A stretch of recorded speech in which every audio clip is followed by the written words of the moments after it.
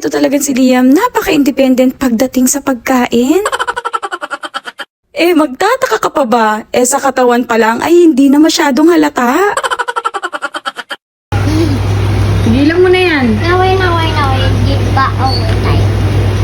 Tigilan mo na nga yung papa na yan. Yan ngang kinakain niya ay siya lang ang kumukuha sa mga lalagyan. O diba, napaka-multitasking pa. Mami, awan man. Hindi ba nga nauubos tong isa may naiisip na agad na bago niyang kakainin? Ay nako, pag si Liam talaga ang anak mo, kailangan siguro ay 5 ang trabaho mo. Sa totoo lang, pagkain pa lang ni Liam ay ubos na ang sweldo mo. At nako, hindi pa dyan natatapos yan. Pagkatapos niya pang kumain, manghihingi pa ng milk yan.